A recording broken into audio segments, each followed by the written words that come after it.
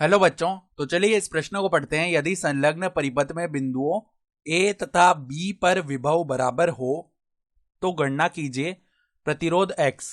तो यहां पे देखो, हमें प्रतिरोध x का मान निकालना है। क्या होगा?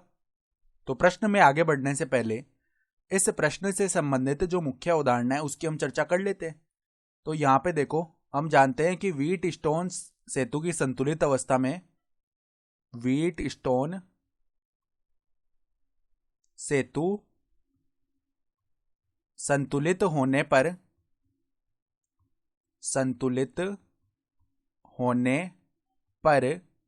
तो यहां पर मान लो इस प्रकार का एक व्हीट स्टोन सेतु बना लेते हैं हम। मान लो इस प्रकार का कोई व्हीट स्टोन सेतु है हमारे पास, ठीक है।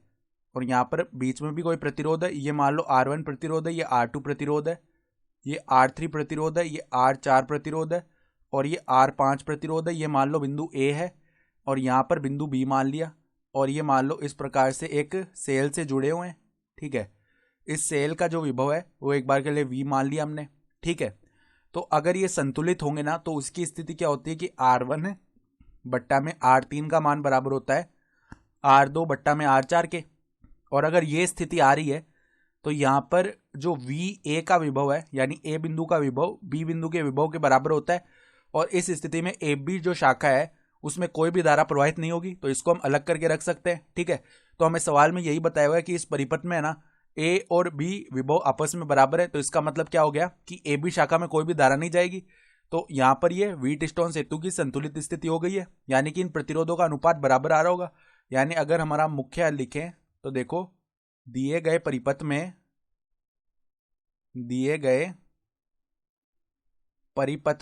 VA का मान यानी A पर जो विभव है वो B पर विभव के बराबर है।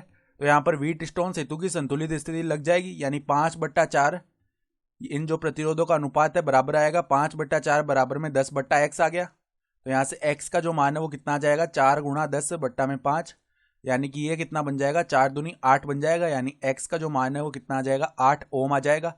और यही हमारा उत्तर हो गया है। तो आशा करता हूं कि आपको ये प्रश्न समझ में आया होगा। धन्यवाद।